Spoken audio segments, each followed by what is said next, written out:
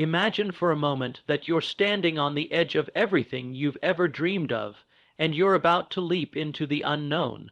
The only thing standing between you and that leap is not the world around you, but the voices inside your head and the voices of those around you. They tell you it's too risky, too ambitious, too much.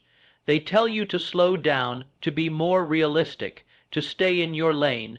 But here's the truth: the world doesn't make room for the cautious.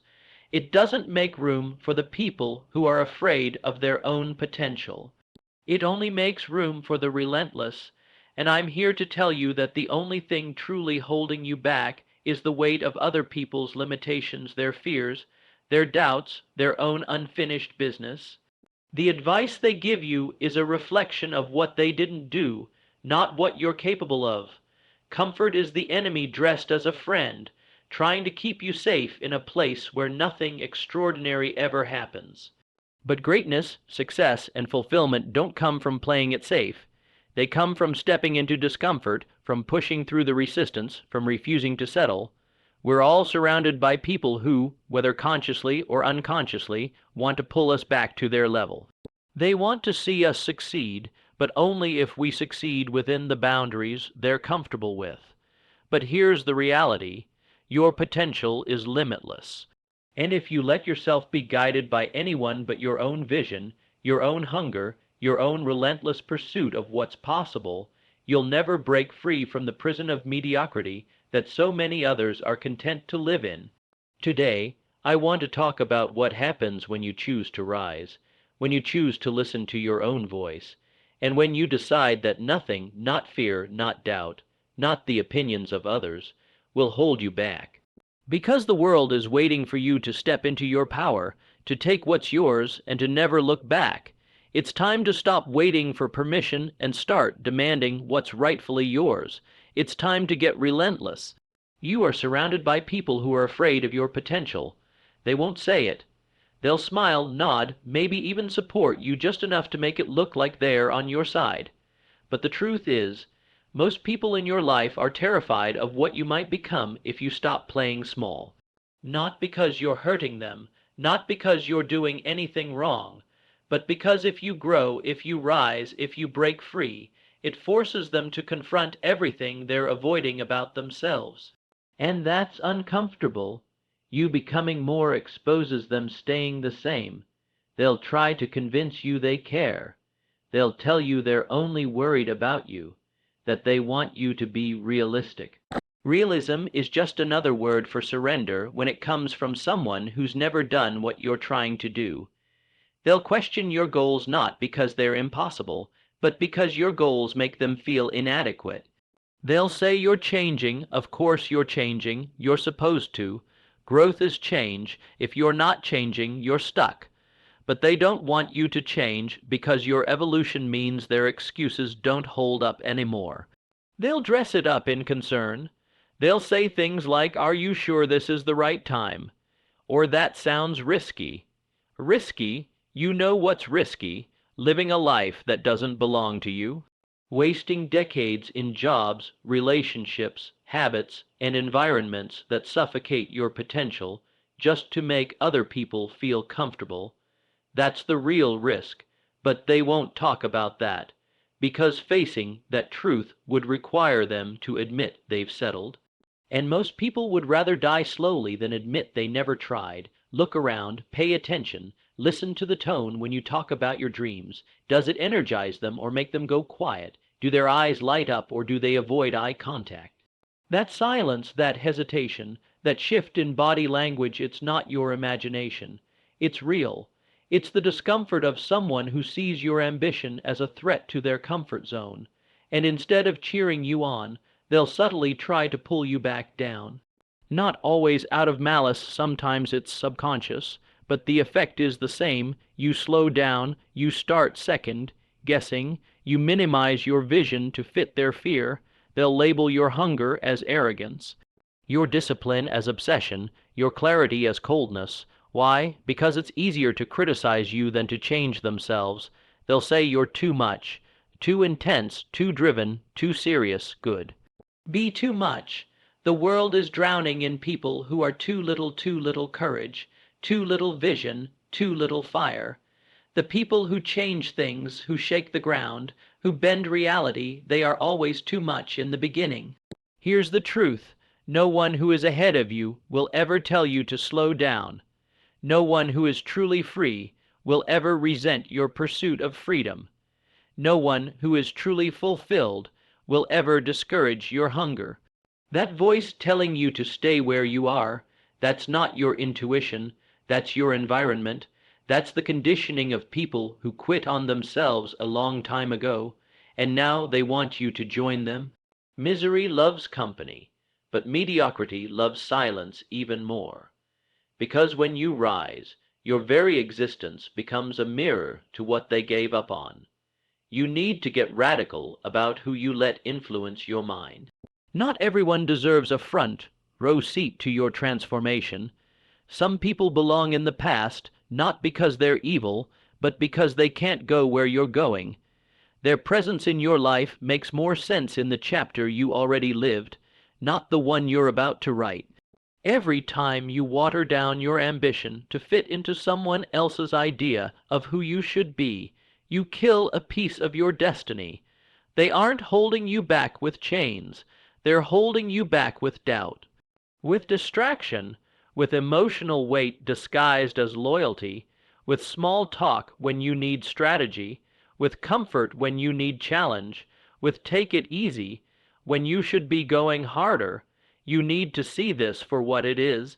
Not everyone who smiles at you is on your side. Some people smile because they hope you'll never figure it out. Some people clap the loudest when you fail, just loud enough that it sounds like support, but not loud enough that it lifts you. You are surrounded by people who are afraid of your potential, not intimidated by what you are right now, but terrified of who you might become if you ever decided to go all in. They see it, they sense it. Even if you don't fully believe in it yet, they already know it's there. That fire in you, it unsettles them. It disrupts the equilibrium they've created for themselves, where no one grows too fast, no one stands too tall, and no one dares to believe they were born for something bigger. Most people don't fear your failure, they expect it. They're comfortable with it, but the idea of you succeeding, of you stepping into your full strength, unapologetically, that makes them anxious, because deep down they know they had the same chances. Maybe even more, and they didn't take them. So if you do what they didn't, if you refuse to settle, if you break the mold, they're forced to look in the mirror and see all the ways they played it safe. These people won't always come at you directly. They won't tell you they're afraid.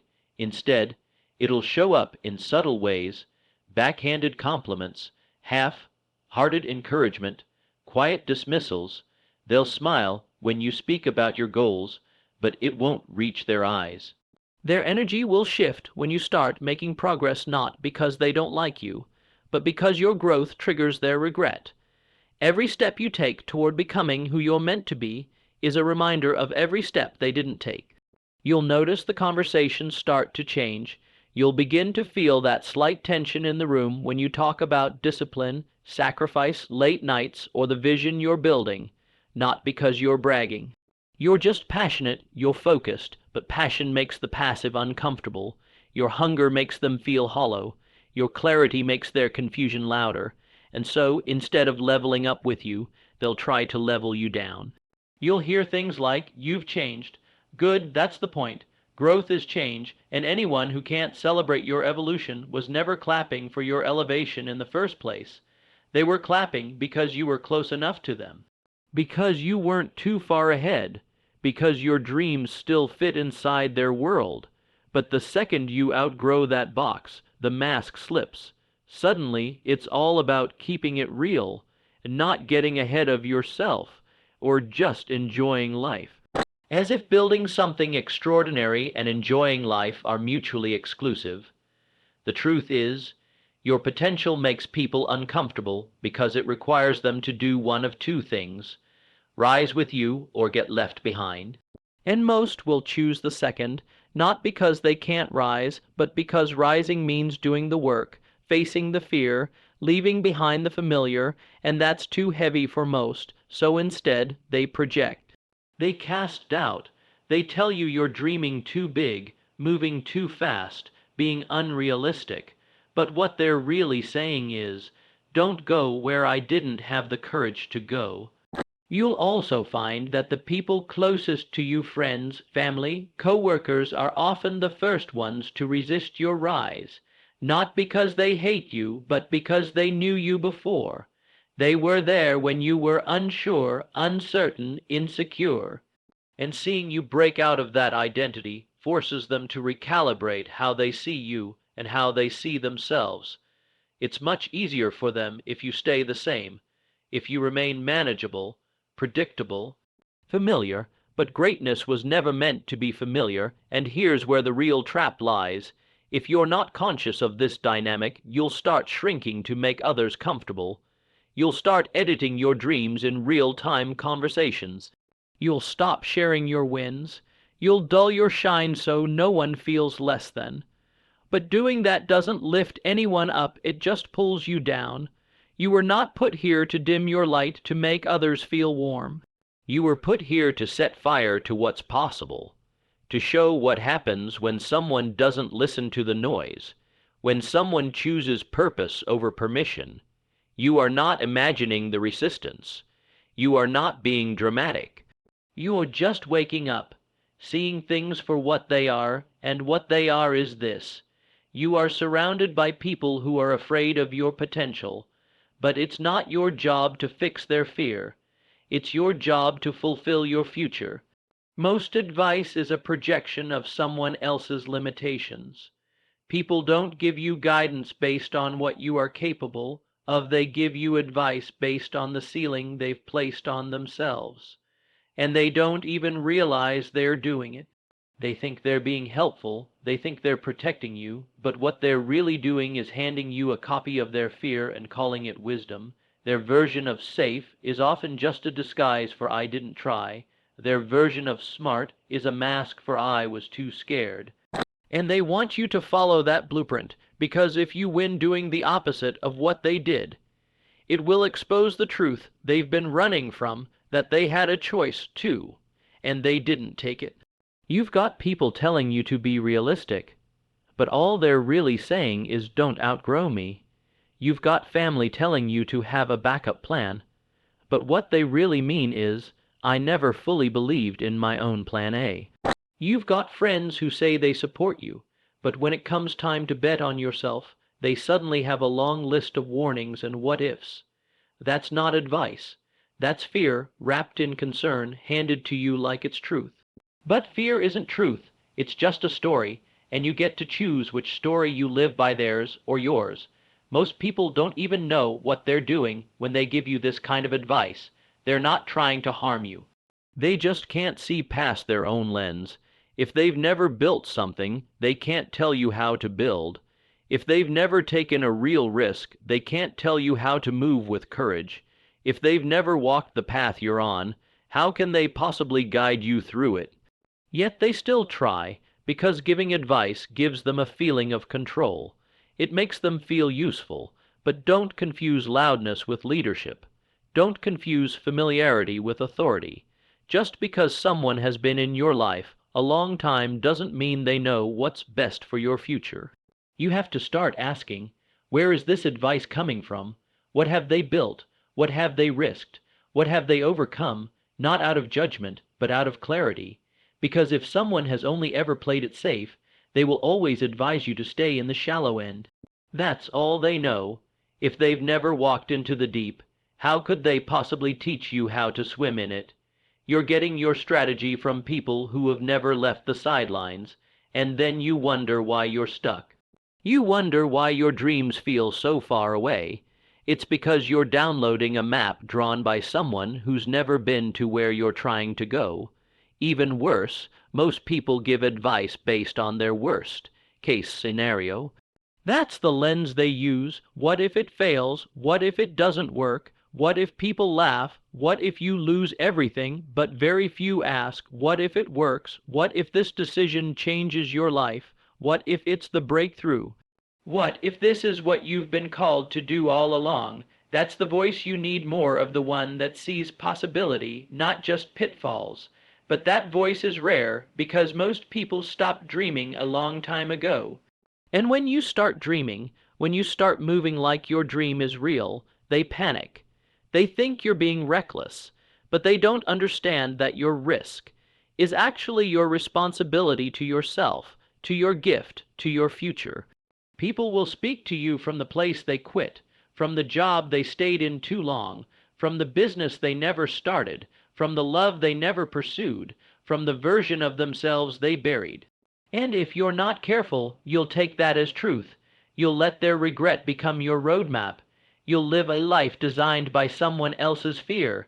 You'll call it being smart, when really it's just being scared in a more socially acceptable way. And you'll wonder, years later, why you feel so off, so stuck, so distant from your own power. That's the cost of taking advice from people who never left their comfort zone. They'll convince you that discomfort is danger, that dreaming big is childish, that wanting more means you're ungrateful. No, wanting more means you're alive. It means you still believe something greater is possible, and anyone who tries to talk you out of that is showing you their limits, not yours. Comfort is the enemy dressed as a friend. It shows up quietly, softly, with kind words and easy days. It tells you to rest, to wait, to pause for just a little while. It tells you you've done enough for now, that you deserve to relax, that there's always tomorrow. It doesn't yell, it doesn't warn, it lulls you, it rewards you. It makes everything feel fine, and that's the danger. Comfort is the master of stagnation, the trap that doesn't look like a trap, the slow decay disguised as peace. It's not the obvious pain that kills ambition, it's the quiet ease that steals momentum before you even know it's gone. You don't notice it at first, it creeps in. One skipped workout becomes a week. One delayed project turns into a month. One compromise with your vision becomes a new standard. Comfort lets you celebrate mediocrity. It hands you just enough success to feel like you're moving, while holding you back from the level you're actually capable of. It gives you the illusion of progress, and illusions are the most dangerous prisons. They make you stop pushing. They make you stop questioning. They make you forget that excellence lies just beyond the discomfort you keep avoiding. The worst part is how seductive it is. Comfort isn't lazy, it's clever. It wraps itself in logic. It tells you you're being smart for not overextending. It calls your hunger too much. It tells you that burnout is right around the corner, not because it actually is, but because comfort knows that fear will slow you down. It makes excuses sound like wisdom. It makes settling look like stability. It makes small dreams seem noble, and it does all of this in the name of self, care, balance, and reason, which is why it's so hard to fight. It doesn't matter how talented you are. It doesn't matter how big your vision is. If you get too comfortable, you will lose your edge, and when you lose your edge, you start slipping, not all at once, but inch by inch. You stop chasing mastery. You start choosing easy wins. You stop challenging yourself to grow, and you start measuring your success against people who gave up long ago. You start confusing comfort with happiness, but deep down you can feel the difference. You can feel the pull, the restlessness, the knowing that you're not giving it everything, that your best is still sitting inside you, waiting to be used. And here's what makes it brutal: most of the world will reward you for being comfortable. They'll praise you for being normal, for being stable, for not rocking the boat. They'll tell you to be proud, to slow down, to enjoy what you've built. But that praise is poison if you drink too much of it. Because once you start believing you've made it, you stop doing what made you. Comfort makes you forget the hunger, the late nights, the sacrifices, the boldness. It convinces you that the fight is over, when really it's just getting started. The moment you choose comfort over challenge is the moment your potential starts to die. Comfort is also sneaky because it often shows up right after a win. You hit a goal, you make some progress, and comfort steps in to congratulate you. It says, take it easy, you've earned it. And you have but only for a moment, because the second you stay there too long, you start drifting, you stop growing, you plateau, you lose momentum, and once momentum is gone, starting again feels 10 times harder. You don't realize you're stuck because everything feels fine, and fine is the most dangerous place to live. It's not painful enough to spark change, but it's not fulfilling enough to make you feel alive. You don't build greatness in comfort.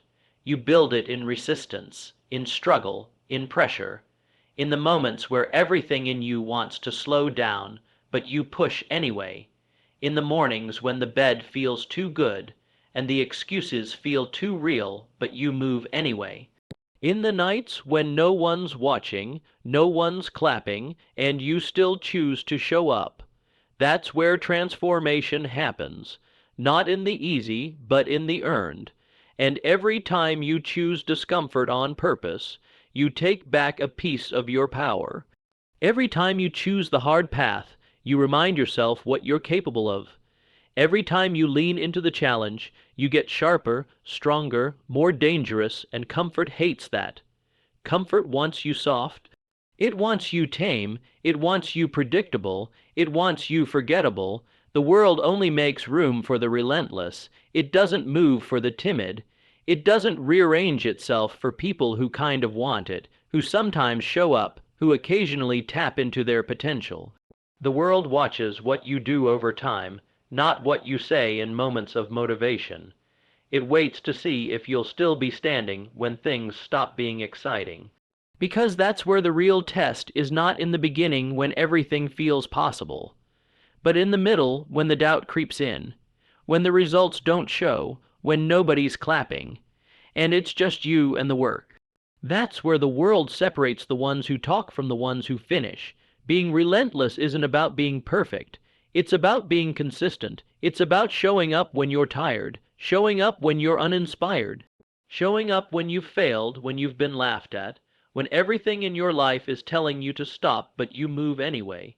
You don't wait for ideal conditions. You don't wait for permission. You don't wait to feel like it. You move because you said you would, because you decided, because your mission doesn't care about your mood, and neither does the world. The world makes room for the one who won't go away, the one who keeps knocking, the one who keeps building, keeps refining, keeps showing up even when it's boring, even when it's brutal, even when it looks like nothing's working. The world doesn't respect talent alone, it respects endurance. And most people don't lose because they're not good enough. They lose because they stop. They convince themselves it's not worth it. They trade long, term greatness for short, term relief. They step out of the race just before the momentum was about to shift. They let frustration turn into surrender. Relentless is a mindset. It's not loud. It's not flashy. It's not motivational quotes and highlight reels. It's quiet. It's gritty. It's the decision to keep building your name when no one knows it, to keep pushing your vision when no one gets it, to keep training like you're number one even when you're dead last. It's not about motivation, it's about identity. This is who you are. This is what you do. It's not up for debate. It's not something you dip in and out of. You don't ask the world if it's working. You keep working until the world has no choice but to pay attention. There are thousands of people with big dreams, big goals, big ideas, but very few with relentless follow-through. Very few who are willing to grind through the quiet years. Very few who are willing to get up when they've been knocked flat. Very few who will sacrifice comfort, ego, and validation just to keep the mission alive. The world doesn't give trophies for almost. It doesn't hand success to people who wait for it to feel easy. It opens up for the one who kept walking through the storm long after everyone else ran for cover. It opens up for the one who bled for it, lost sleep for it, let go of everything that didn't serve it, Relentlessness doesn't mean you never get tired, it means you keep going when you are. It doesn't mean you never doubt, it means you don't obey the doubt. You listen to it, and you move anyway. You wake up every day knowing no one's coming to save you, that no one owes you anything, that no one cares how hard it's been.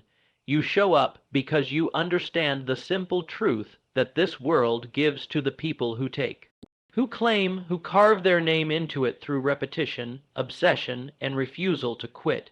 You don't need to be the best, you need to be the last one standing. You need to outlast the noise, the criticism, the slow seasons, the burnout, the pressure.